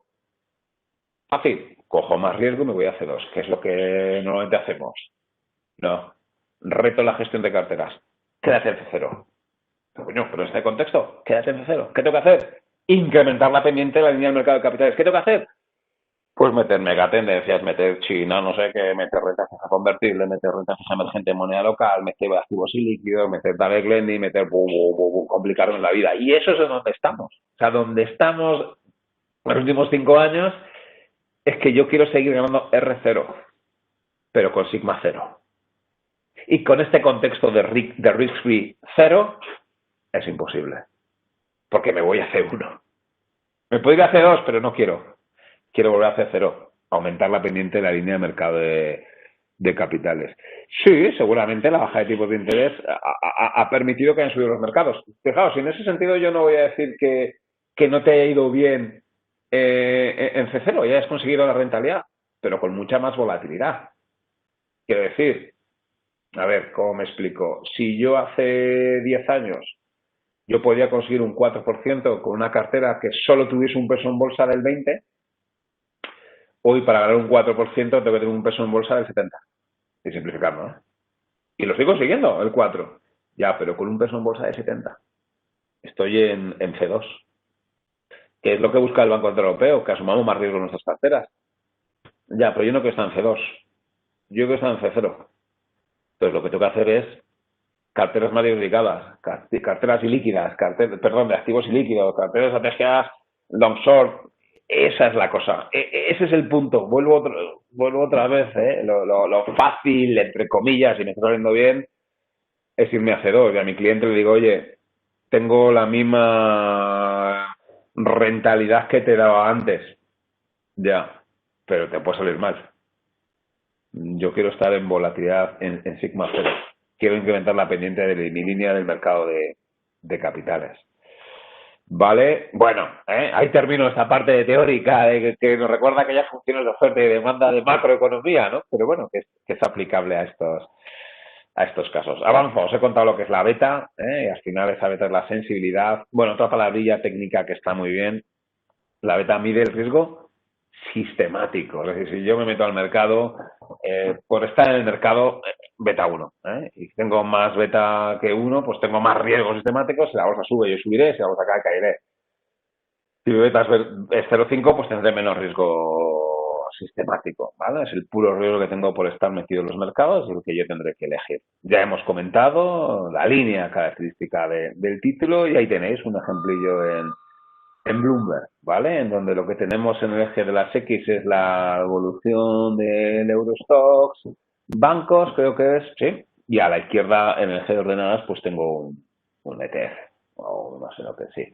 Bueno, y hay cada puntito, esto está hecho por semanas, Bloomberg, claro, es lo que tiene, ¿eh? Bloomberg es una pedazo de herramienta, tú eliges los dos securities que quieres hacer la comparación, entre qué fechas y con qué periodo. Esto es importante, ¿eh? Y sobre esto tengo que hacer dos matizaciones a la beta. Uno, que es sensible al periodo y a la frecuencia. Y dos, que solo es interpretable si la R cuadrado es alta. Y alta significa por encima de 0,75. Ya lo he comentado, pero ahora lo vamos a ver, ¿vale? Aquí simplemente ejemplitos, de línea característica del título, datos mensuales. Vuelvo otra vez, si una R cuadrado es 1 es que es un gestor activo. Si una R cuadrado por debajo de 0,80, 0,65 es que es un gestor activo o que ese índice de referencia no es válido para ese gestor, ¿vale? Beta igual a 1 pasivo, beta por encima de 1 agresivo, beta por debajo de 1 defensivo, ¿vale? Fórmula de cálculo, la beta se mide como el cociente de la covarianza dividido entre la varianza del mercado, la formulita, o la otra forma es el cociente de correlación multiplicado por el cociente de las desviaciones típicas. Aquí ya cada uno como lo quiera hacer, o en el Excel coges, haces la recta de regresión y te da directamente, ¿vale? Si queréis practicar el cálculo de la beta, ahí tenéis un poco las formulitas, ¿vale? Cuidado siempre con rendimientos, no me cojáis precios, siempre con rendimientos, Ahí tengo rendimientos anuales de una cosa y de la otra, calculo la covarianza, cada dato menos su media, por cada dato menos su media, y entre uno de datos, tengo la covarianza, bueno, ahí está un poco todas las formulillas con las que podemos utilizarlo. Insisto, la beta solo es interpretable si la R cuadrado es alta, por encima de 0,65. Y aquí pongo un ejemplillo que está bien, y es CAISA, por ejemplo. Pues, CAISA, calculo, Bloomberg me permite calcular la beta de CAISA contra el IBEX. Por ejemplo, datos diarios en los últimos 2 años. Claro, ¿qué es lo que ya veo? Que esta recta de regresión son los regulín, porque veo que están muy separados los puntos. ¿Quién me lo confirma? Pues la R cuadrado 0,37. ¿Qué me dice eso? Que es que no puedo interpretar la beta. Esto es como si yo calculo la beta que existe entre los días que llueve en Madrid y no lo sé, y lo que sube el Standard & Poor's. Y me sale que la beta es 1,7. ¡Wow! Cuando llueve en Madrid, sube la bolsa americana. No, si por hacer el dato tú puedes hacerte lo que te da gana. Pero ¿cuál es la R cuadrado de esa recta de regresión? Cero. Pues ergo, no vale esa beta. Es un poco el dato. La beta me va a salir. Y ya te digo, si tú te calculas la beta que existe entre los días que hace sol en Madrid y el precio del trigo, seguro que te va a ser una beta. Seguro. Pero una R cuadrado que es cero, o que es muy baja. Por tanto, esa beta no es interpretable. Este es el caso. Y se vio muy claramente el año pasado, bueno, ya será el año 2000, qué día, no, el año pasado, 2019. ¿Qué es lo que veo? Que el 2019 el IBEX 35 subió un 8%. Y Caixa cayó un 11%. Dice, coño, ¿cómo se come eso? Una acción que tiene una beta de 1,50. Si el IBEX sube un 10, la acción tendría que haber subido un 15. Y no solo no subió un 15, sino que cayó un 11. ¿Cómo es posible? Bueno, pues porque la beta está mal. Porque la beta no es representativa. No es estadísticamente significativa porque la R cuadrado es pequeño. Y dicho, aquí lo veo. Aquí lo veo. Fijaos, hay sesiones como estas de aquí. No lo sé. Por ejemplo, subiendo la bolsa, Caixa cayó. ¿Vale? Es que no es representativa. Esto es importante. Esto quiero que quede muy, muy, muy claro.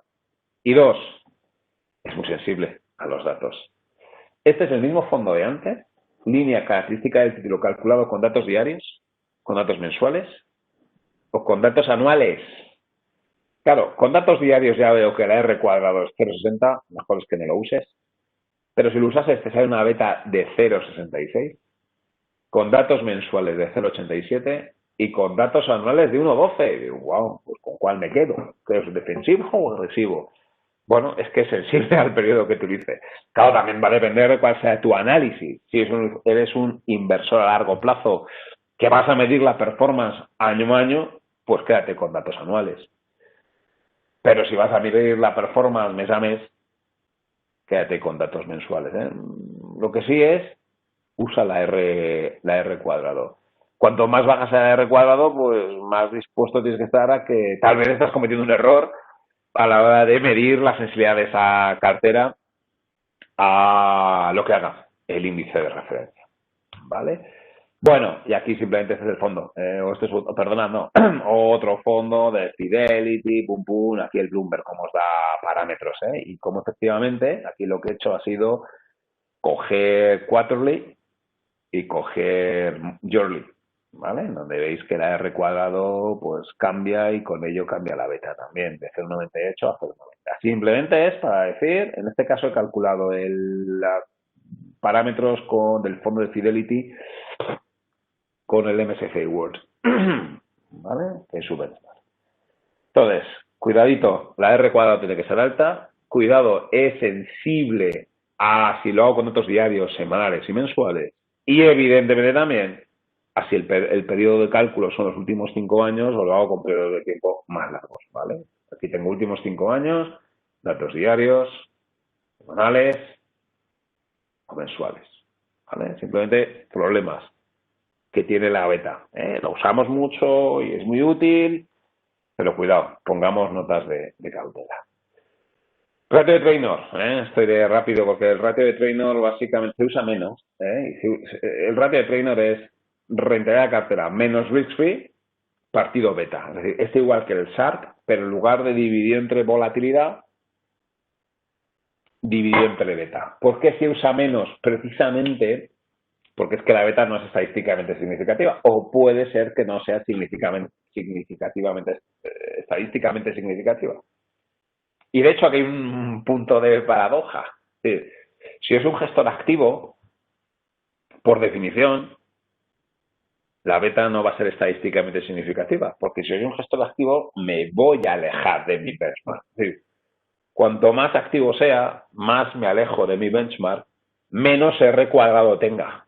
Cuanto más pasivo sea, más me pego a mi benchmark, el R cuadrado más se parece a 1. Claro, si yo soy activo, si mi R cuadrado es baja, es 0,70, no me vale que me hagas el ratio de Traynor. ¿Por qué? Porque la beta no es estadísticamente significativa. ¿Vale? Esto es importante. Un gestor activo te dirá, no me apliques el ratio de Traynor, no tiene ningún sentido, porque esa beta no tiene ningún sentido. ¿Vale? Y por eso es un ratio que se utiliza menos. O que el ratio de Traynor solo es estadísticamente significativo si el gestor es más o menos pasivo, y si es más o menos pasivo me da igual, porque sus ratios de performance van a ser los mismos que los del benchmark, ¿vale? No sé si queda esto claro. Pero bueno, está ahí, hay que saberlo, hay que conocerlo, se utiliza y me sirve esta otra forma de comentarlo que lo he comentado antes. Línea del mercado de valores. Beta, expectativa de rentabilidad.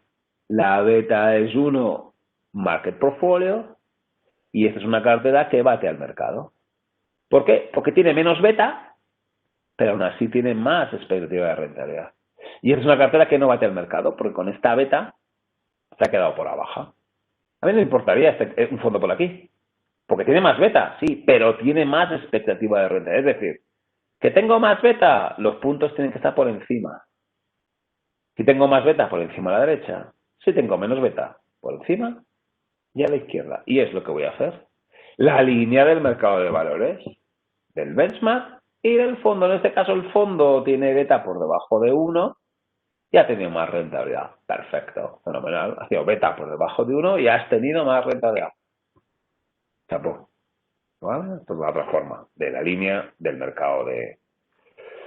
Vale, bueno, hay ejemplillos, calculillos por si queréis practicar. Insisto, el ratio de Traynor es menos conocido porque exige que la beta sea estadísticamente significativa y si eres un gestor activo, pues no lo va a ser. Por tanto, ese ratio se te desmonta. Alfa de Jensen, ya he comentado un poco, ahí está escrito, ahí está la formulita, y básicamente es que me calcules cuál tendría que haber sido la rentabilidad de mi cartera teniendo en cuenta la beta que yo he tenido. Os pongo un ejemplo. Es un fondo que ha tenido un 4,55 de rentabilidad, con una volatilidad del 3,24, el libre de riesgo ha sido un 0,53, el benchmark a un 6,43, bueno, y el fondo ya lo he dicho, un 4,55. Oye, tengo SAR positivo, digo, empezamos bien, un SAR de 1,24 además, pues un pedazo SAR. Y este fondo parece que es muy bueno. Bueno, vamos a ver, cuidado. SAR significa que he ganado más que el activo libre de riesgo. Y he ganado un 4,55. Claro, el libre de riesgo un 0,53. Ya sé que parece que está muy bien, pero es que igual el mercado ha subido mucho. De hecho, ya veo que el mercado ha subido mucho, ha subido un 6,43. Por tanto, el ratio de SAR me sale positivo y me sale más que 1. Y dice, oye, chapo, respecto al libre de riesgo lo has abordado. Para eso vale el SARP, respecto al activo libre de riesgo. Pero respecto al benchmark, vamos a ver qué pasa. Que coño, he ganado un 4,55. Has ganado menos que el benchmark. Que ya, pero es que también he tenido menos beta. 0,76. Tienes razón. Como tienes menos beta, te perdono que hayas tenido menos rentabilidad. Pero en proporción para esa menos beta, ¿has tenido mucha menos rentabilidad o no? Alfa de Jensen menos 0,46. Anda. Fijaos, el alfa aquí no sería menos 2 puntos, casi menos 2. Benchmark 6,43, fondo 4,55. Menos 0,46. ¿Por qué? Parte te perdono porque tienes menos beta. Es decir, lo que voy a calcular es, y están las formulitas, pero por cuestión de tiempo, aquí las tenéis. Este fondo, con esa beta, con la que ha hecho el mercado, tendría que haber dado un 5,01. Pero como ha dado un 4,55, pues ha dado 46 puntos básicos menos de lo que debería. Ese es el alfa de Jensen, ¿vale? No son 200 porque tenía menos beta. El alfa de Jensen es menos 0,46. ¿Vale? Como digo, este es el punto. También, ¿qué pasa? Que alguno puede decir, bueno, ya, pues que esa beta es o no estadísticamente significativa. Es el planteamiento. Si la beta no es estadísticamente significativa, pues puedes decir que el alfa de Jensen pues no se tiene que utilizar. ¿Vale? Bueno, ahí está contado el alfa de Peñas. Tracking error. ¿Cómo te desvías del benchmark? Es una medida de gestión activa. ¿Cómo se mide? Como la desviación típica de las diferencias de rendimientos. Si el tracking error 0,2, pasivo. Entre 2 y 5, bueno, empieza a ser activo. Y por encima de 5, activo. De nuevo, ¿qué problema hay? ¿Cómo lo calculo? Con datos diarios, semanales, mensuales, anuales, últimos 3 meses, últimos 5 años, últimos 10 años. Bueno, es que el tracking error es sensible al periodo que utilice de muestra y a la frecuencia de los datos. Ahí lo tenéis. Con datos diarios últimos 6 meses, tracking error 14,4. Con datos mensuales últimos 12 meses, 6,6. Yo insisto, datos diarios me parece demasiado. Yo prefiero datos mensuales. Ahí está, datos mensuales, últimos 12 meses, tracking error 6,6. Por lo tanto, advertencia respecto al tracking error, sensible a la frecuencia de datos y al periodo muestral. Y otro, como pasa con la volatilidad. La volatilidad sube cuando los mercados caen. El tracking error también, y es un poco lo que os pongo ahí. O sea, el tracking error no es constante porque el gestor sube y baja su beta. Pero es que además, aunque yo no haga nada, como le pasa a la volatilidad de mi cartera, también esta sube. ¿Y cuándo sube el tracking error? ¿Cuándo sube la volatilidad? En contextos de caídas. Ahí tenéis. El tracking error de este gestor se ha disparado en los últimos 6 meses, en los últimos 4 meses. Seguramente no porque ha cambiado nada en su cartera, simplemente porque ha aumentado la volatilidad. Y cuando aumenta la volatilidad de los mercados, cuando caen los mercados, aumenta la volatilidad, y cuando aumenta la volatilidad, aumenta el tracking error. ¿Vale? Bueno, ahí contado, y un poco veis, aquí tienes el ejemplo, dice monthly returns, ¿vale? Rentabilidades mensuales, últimos 5 años. Perfecto, esta será un poco la idea, y fíjate, aquí te da el R cuadrado, y 0,90, y dices, vale, claro, cuidado, aquí hay un poco una trampa que no sé si el gestor me quiere decir su R cuadrado, porque claro, si me dice su R cuadrado es que en el fondo tienes que tener R cuadrado baja, porque eres activo, pero hay mucha gente que tampoco quiere tener una R cuadrado muy baja, ¿no? Es un gestor, bueno, pues que se parece al benchmark. Puedo interpretar la beta, ese 1,03. Esa standard deviation, esa es la volatilidad. Fijaos, este fondo ha tenido más volatilidad, más riesgo que su benchmark. Ha tenido un poquito más de beta. Se ha alejado porque la R cuadrado no es 1. Y fijaos, con un tracking error de 5,13, se ha alejado un poco del benchmark. No es un super fondo, no es un fondo súper activo, es un poco activo. Está ahí en el límite, un pelín activo. Y ese pelín activo pues no le ha ido del todo bien. Habría que ver si el alfa es de Jensen o no. Eso es lo que no aparece, ahí. Sharpe ratio es que lo ha hecho peor que el benchmark. Information ratio es para el tracking error que tienes, si te ha ido bien o no, si me permitís la simplificación. Ahí lo tenéis. El ratio de información es, oye, lo que me alejo del benchmark, la rentabilidad extra que doy al benchmark respecto a lo que me he alejado de él. Fijaos, al final esto va siempre de lo mismo. Rentabilidad diferencial versus riesgo. Y el riesgo lo he medido bien con la bola, o bien con la beta, o bien con el tracking error. Esto es, en este caso, el riesgo lo mido como lo que me diferencio del benchmark. Es mi tracking error. ¿Vale? Y bueno, pues cómo se interpreta, cuanto mayor sea el ratio de información, pues mejor. Es que más me he dado cuenta alejarme del benchmark, básicamente. Por seguir avanzando, la M cuadrado de Modigliani, ahí tienes la formulita, cociente de volatilidades del mercado entre la cartera, por la venta de la cartera, más 1 entre menos el cociente de volatilidades por el risk free. A ver, ahí tenéis el paper original de Modigliani, este es de los años, no sé, 90 y pico o algo así. Y ahí tenéis, a ver, que quiero poner el grafiquín donde se va a interpretar muy bien. Ahí tenéis dos fondos de inversión y el benchmark, claro, el benchmark también tiene su propia línea del mercado de capitales. Aquí tengo 3 fondos, Holding 3.2, este de aquí, el A, el B y la categoría. ¿Qué es lo que ya veo? Bueno, pues que el fondo A tiene mejor línea del mercado de capitales, tiene un mejor ratio de Sharpe, esa pendiente, esa recta tiene más pendiente. Yo ya veo que ese fondo tiene mejor ratio de Sharpe, lo ha hecho mejor que el fondo B, que fijaos, el fondo B lo ha hecho mal porque ha cogido más riesgo y ha ganado menos que el benchmark. Y ahí va el benchmark. El benchmark tiene una volatilidad del 0,8 y una rentabilidad del 4,3. Vale. ¿Qué me hace el ratio de Modigliani que he comentado antes? Fijaos, lo que me hace es, me coge el fondo A y como que le quita riesgo. Es teórico, claro. Lo que hace es, oye, ese de más de riesgo que has tenido, te lo quito y te meto en el activo libre de riesgo y a ver qué rentabilidad darías. ¿Vale? Entonces este punto de aquí, perdonad, me lo lleva aquí. ¿Veis? Esto es zoom, ¿eh? Cojo esto de aquí y lo hago zoom. Le pongo al fondo A, le quito esa bola a 2.3 y se la pongo bola a 0.8. Y esta sería la rentabilidad que tendría que haber dado. El M cuadrado es comparable. El M cuadrado de este fondo es 5.7. Ya se quedado más. Pero si hubiese tenido la volatilidad del benchmark, hubiese dado un 5.7. Y este fondo que ha dado un 4.2, si le hubiese puesto la volatilidad del benchmark, hubiese dado todavía menos. Y hubiese dado pues 4. ¿Veis lo que he hecho? Gráficamente. Os pongo otro ejemplillo. Aquí tenéis. Que es el fondo de antes. Es un fondo que aquí me da un poco menos juego porque el fondo tiene el mismo benchmark, la misma volatilidad que el benchmark, 19,41, y por eso la M cuadrado me sale igual que la TAE, porque claro, si le quito la volatilidad es que ya sé que tiene la misma volatilidad que el benchmark.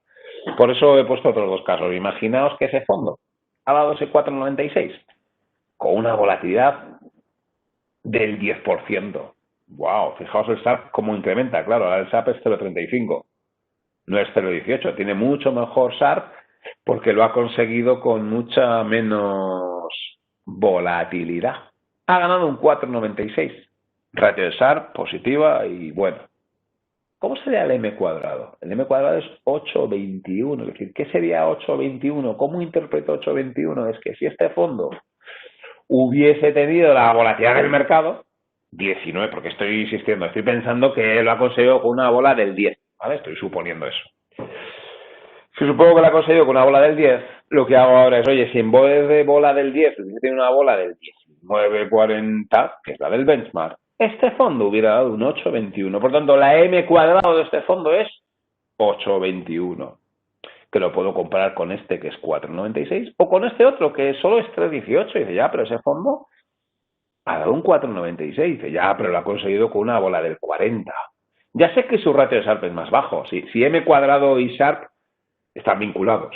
Cuanto mayor sea Sharpe, mayor es M cuadrado. Es un refinamiento del ratio de Sharpe. Parece que es más elegante, es elegante la forma de expresarlo. Claro, este fondo, si no hubiese tenido una bola del 40, sino del 19,40, que es la del benchmark, su M cuadrado hubiera sido 3, no, su M cuadrado es 3,18. Es decir, si no hubiera tenido una bola del 40, sino del 19,40, su rentabilidad hubiera sido un 3,18%. ¿Vale? El M cuadrado me homogeneiza las rentabilidades. Y ahí es poco el caso que veíamos antes. ¿Qué es la M cuadrado 403? Claro, este fondo ha necesitado un dato adicional. Y es que la volatilidad del benchmark ha sido 2,82. Atención, que pueden pasar estas cosas, que siendo la beta por debajo de 1, el benchmark tenga más volatilidad. Eso también lo que puede decir es que seguramente esa R cuadrado no es muy alta. ¿Y qué significa 403? Bueno, pues que si este fondo en vez de una volatilidad del 3,24 hubiese tenido una volatilidad del 2,82, que es el benchmark, no hubiera ganado un 4,55, sino un 4,03. Me vuelve a poner de manifiesto, 4,03 es más bajo que 6,43. Claro, fijaos, yo partí de un ratio de Sharpe espectacular, 1,24, y estoy viendo que el gestor lo ha hecho mal. Aún siendo más defensivo, porque encima ha tenido más volatilidad. Tiene un alfa de Jensen negativo del 0,46 negativo. Ya tiene un M cuadrado de solo el 4,03. Bueno, ratios interesantes. Drawdown. Vamos a hablar, y así lo he dicho en la introducción, mucho del riesgo. ¿Qué es el drawdown? El drawdown es una máxima pérdida. Voy a poner el ejemplillo, ¿no? Un drawdown es si tienes la más mala suerte del mundo y te metes en un fondo de inversión el día del máximo y te vas el día del mínimo. El drawdown es de máximo a mínimo. Aquí lo tengo, este fondo la verdad es que empezó mal, empezó a caer, hizo un drawdown del 45%, empezó en el 2002, luego recuperó, tienes aquí otro drawdown, tienes otro drawdown aquí, tienes este super drawdown que tardas mucho en recuperar. Esto no sería un drawdown, porque el fondo no había recuperado el valor máximo histórico. Para que cuente un nuevo drawdown, tienes que experimentar, tienes que partir de un máximo, ¿vale? Bueno, aquí hacemos el grafiquito, ahí está el grafiquito del drawdown y ahí está la tabla. El 3 de junio hasta el 12 de marzo tuvimos un drawdown durante 282 días que perdió un 43, que luego recuperó en 828. Esto es lo que se llama el run-up. ¿Qué es el run-up? Pues justamente lo contrario, la recuperación. ¿Qué es lo que suelo ver normalmente? Y esto es la asimetría de los mercados financieros. Bajo en ascensor, subo en escalera. Normalmente se tarda el doble, aprox, el doble en el run-up en tiempo que en el drawdown. Lo que se pierde en un mes, necesito 2 meses para recuperar. Lo que pierdo en 2 años, necesito 4 años. Más o menos, eso es un poco una media muy genérica. Luego no tiene por qué cumplirse al 100%. Pero ahí lo veo, que más o menos el tiempo que tarda. Claro, ahora mismo estamos en drawdown.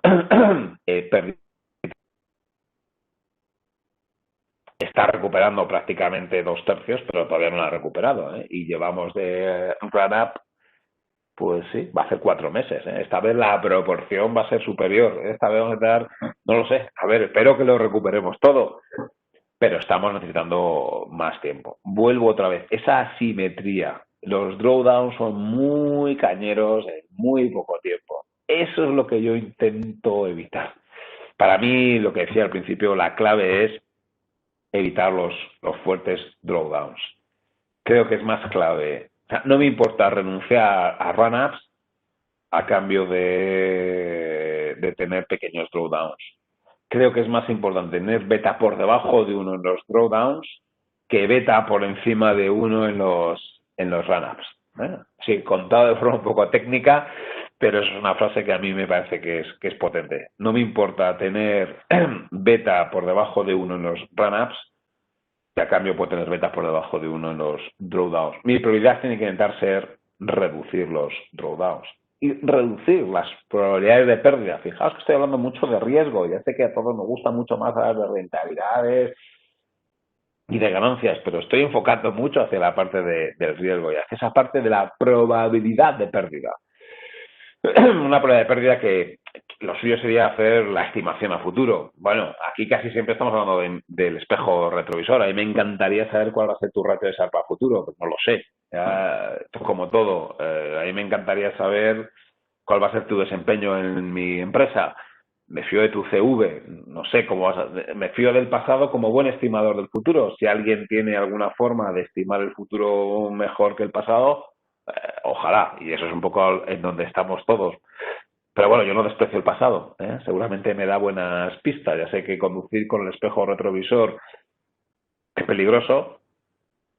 Yo quiero conducir mirando lo que viene por delante, pero como no sé lo que viene por delante porque no lo tengo, bueno, el espejo retrovisor me da información. Si yo por el espejo retrovisor veo que hay una carretera de 8 carriles, y no hay coches y es un día luminoso, pues entiendo que estoy en una autopista y puedo pisar el pie en el acelerador. Luego nada me dice que no tenga enfrente un camión o una curva cerrada a la derecha. Si por el espejo retrovisor veo nieve, veo una carretera pequeña, pues digo, voy a pisar el pie del freno, ¿no? Esto es una... Ya sé que mirar con el espejo retrovisor, ya sé que la historia no tiene por qué repetirse, correcto, pero como decía Mark Twain, rima, ¿eh? Y esa parte me parece interesante, eso de que rima y es una utilidad. Probabilidad de pérdida, simplemente miro, aquí es una forma de ordenarla, muy típica a la hora de presentar fondos de inversión, y es, oye, ¿cómo mido la probabilidad de pérdida? Pues simplemente voy a ver el número de meses que he perdido respecto al número de meses totales. Y ya está. Y no hago más. Pues mira, probabilidad de pérdida mensual, un 41%, un 42%. Eso también es importante. Fijaos que es un fondo que ha ganado dinero y en general los mercados se gana dinero. Pero la función de distribución es relativamente simétrica. Quiero decir, a mí no me importa, de hecho se pierden, pero muchos meses se pierde, y se pierden muchos años, se pierden casi tantos como, no tantos, pero se pierden muchos. Tenemos que acostumbrarnos a eso. Esto es uno de los grandes problemas cuando uno se mete en se transforma de ahorrador a inversor, que no le gusta perder un mes, que no le gusta perder un trimestre, que no le gusta perder un año, pues ya se puede ir acostumbrando, porque va a ser uno de cada dos, menos uno de cada dos, pero uno de cada tres sí. Fijaos, de fondo pierde el 41% los meses. La bolsa, el Eurostox, desde el año 2002 hasta ahora, ha perdido un 42% los meses. Es decir, uno sí, uno no, uno sí, uno no, en media. Ahora sí, que es importante, y vuelvo a esto que decía al principio, cuando pierdes, wow, intentas perder menos y solo pierdo 0,4 menos. Pero ese 0,4 menos es clave para ese medio y largo plazo. ¿Vale? Probabilidad de pérdida, 32%. Uno de cada 3 años se pierde en bolsa. Esto tenemos que tenerlo muy claro. Y si alguien sufre porque un año pierde en bolsa, uno de cada 3 pierde en bolsa, es mejor que se vaya. Porque uno de cada 3 se pierde. Y cuando se pierde un 20%. Esto es la volatilidad. Estos son los mercados financieros. Claro, fijaos, este fondo, sin embargo, uno de cada 3, cuando pierde un poquito más. Pero bueno, se compensa por lo que gana cuando suben los mercados. ¿Vale? Otro ratio. Probabilidad de pérdida y en caso de que se pierda, ¿cuál es la pérdida media? Up capture y down capture. Bueno, esto es un poco más refinado y esto es, oye, cuando yo caigo, down capture es cuando el mercado cae, ¿cuánto pierdo? Fijaos, aquí lo que veo es, oye, en los mercados bajistas, sectores. ¿Qué veo con alimentación? Down capture, 28, la salud, 35, con recursos naturales, 95. Estos son todos fondos, perdón, sectores con beta por debajo de 1. ¿Qué significa eso? Que cuando el mercado cae, caigo menos. Eso es un poco, la forma más técnica es down capture, que es cuando cae, ¿cuánto caigo yo? Y vuelvo otra vez. Para mí es más importante que el down capture sea bajo. Ya sé que también lo va a ser el up capture. Esto, ay, perdón, no he puesto el up capture. Ah, sorry. Bueno, el up capture, como intuís, cuando sube, ¿cuánto subo? Claro, los fondos con beta baja tienen un menor down capture. A cambio, tienen también un menor up capture. No me importa. O sea, aquellos fondos con beta baja tienden a tener menos volatilidad, tienden a tener menos drawdowns, tienden a tener menos down capture. Ya sé que tienes menos up capture, pero el menor down capture me compensa el menor up capture. Fijaos, bancos es el sector con más up capture, perdón, con más down y también con más up. Lo que te dice es que si el mercado cae un 10, este sector cae un 13. También si sube, sube más. Es muy parecido el down capture a la beta. Un bajo down capture es un bajo up capture, un alto down capture es un alto up capture, un alto down capture es un alto up capture y es un alto beta. ¿Vale? Bueno, y hemos hablado de volatilidad, de esa variabilidad, y ahí os pongo de nuevo unos cuadros de mando que a mí me parece que son útiles, ¿no? Ahí tengo la evolución del valor liquidativo de ese fondo de inversión. ¿Qué es lo que pongo aquí? Este es el gráfico de las variaciones diarias del fondo. ¿Y qué es lo que veo? Que de vez en cuando tengo lo que se llama un clúster de volatilidad. Aquí, aquí, aquí. ¿Qué es un clúster de volatilidad? Ahí lo que he hecho en el gráfico de arriba es eliminar los días donde la variación del valor indicativo es pequeña. y dejar los días donde la variación del valor liquidativo supera 1,6 veces la volatilidad. Veo los clústeres, bla, bla, bla. Claro, los clústeres coinciden con lo que se llaman spikes de volatilidad, bla, bla, bla. Y coinciden con los drawdowns. Y esto es así. O sea, los drawdowns coinciden con spikes de volatilidad, coinciden con clústeres de volatilidad y con aumentos de tracking error. Y esto es así. Y siempre es así. Y lo ha vuelto a ser ahora. Fijaos, esta corrección de ahora hemos vuelto a tener clúster de volatilidad, spike de volatilidad en una asimetría especular de espejo entre la evolución del valor liquidativo y la volatilidad. Cuando el mercado sube, la volatilidad tiende a ser baja. Cuando el mercado cae, la volatilidad sube. Cuando el mercado cae, la volatilidad sube. Cuando el mercado cae, spike de volatilidad. Cuando el mercado cae, spike de volatilidad, claramente. Y ahí se ve claramente la evolución de esa simetría especular. De una volatilidad que me lleva a un bar. El cálculo de... A ver, ¿cómo se puede entender que un fondo tiene bulbeta? A ver. ¿Cómo se puede entender?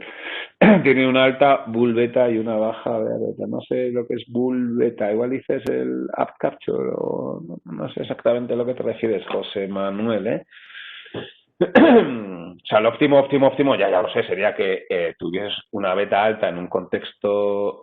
que suba más que el mercado y baje menos. Eso, si lo encuentra, me lo dices. Efectivamente, eso es lo que todos quisiéramos. Ojalá, efectivamente, ojalá fuese que el gestor supiera tener betas altas cuando sube el mercado y betas bajas cuando cae. ¡Wow! Sería estar cuando el gráfico que he puesto al principio, ¿no? Los 4 cuadrantes, que es un gestor que está siempre en el cuadrante inferior izquierdo y siempre en el cuadrante superior derecho. ¡Wow! El cuadrante inferior izquierdo, superior derecho. ¡Wow! Eso sería óptimo, pero no es fácil. No es fácil que el gestor... No es fácil que un gestor cambie tanto de beta y no es fácil que aciertes en los cambios de beta. Ahora, si lo consigues, eso es lo que te va a hacer. Eso es gestor estrella, claro. ¿Lo dan algunos fondos en su beta? No, o sea, lo que insisto, habría que hacer ese gráfico que he puesto antes de los 4 cuadrantes y calcular la beta y calcular la rentabilidad del mercado y ver dónde está el mayor número de puntos, ¿no? Sí, una volatilidad del 8 yo puedo interpretarlo, no una expectativa de riesgo, cuidado, y mirad, entro ahora ahí, fíjate, voy a traducirlo aquí. He cogido ese fondo y he calculado su volatilidad diaria, ¿no? Y tengo una volatilidad diaria del 1,2. Normal es que este fondo suba o baje 1,2, eso sería una variación normal, 1,2. Pero lo que veo es que hay muchos días que sube más y baja más de 1,2. ¿Qué hago? Calculo el VAR. El VAR es coger esa volatilidad diaria y la multiplico por 1,65. ¿Vale? Entonces eso ya me sale un 2 y pico por ciento. Eso sería un límite que solo se podría superar en un 95% de los casos. Ese es el clúster. O sea, ¿qué es un clúster de volatilidad? O un día en el que la variación, tanto al alza como a la baja del valor liquidativo, sea superior a la volatilidad diaria, en este caso 1,65, la volatilidad diaria 1,2 por 1,65. Si en lugar de diario me voy al mes, me voy aquí, por ejemplo, va aquí, ¿no? Me voy a la volatilidad mensualizada. ¿Dónde estoy? Por ejemplo, aquí, ¿no? Ahí, no he puesto aquí, sí, 20 días, ¿no? Dice, pues más o menos un 8 y pico, un 6,8, perdón, aquí. Si yo cojo la volatilidad, la multiplico por 1,65, lo que veo que el VAR es 6,8. Esto lo que me está diciendo es que solo 1 de 5 de cada 100, 1 de cada 20 meses, yo debería, o el fondo debería perder más de un 7%. O en términos anualizados, 31%, ¿qué significa? Que uno de cada 20 años este fondo puede perder más de un 31. Y fíjate, que es un poco el dato. Pero muy rapidillo, el por 2. Es mejor multiplicarlo por 1,65, ¿vale? Volatilidad anualizada del 20. ¿Qué significa eso? Que yo puedo llegar a perder más de un 31%, pero uno de cada 20 años, ¿vale? O sea, si cojo una volatilidad de 8, hecho un por 2, hagámoslo un por 1,65. Eso es un 14. ¿Puedo llegar a perder un 14? Sí. ¿Con qué frecuencia? Uno de cada 20 años, exacto. Teóricamente. Porque la práctica lo que me dice es que es más de uno cada 20 años. Fijaos, aquí lo que he puesto es la función de distribución de los rendimientos mensuales. Teóricamente esto tendría que ser como una función de distribución normal, súper perfecta y súper bonita. La realidad me dice que no es tan bonita. Y que además es asimétrica.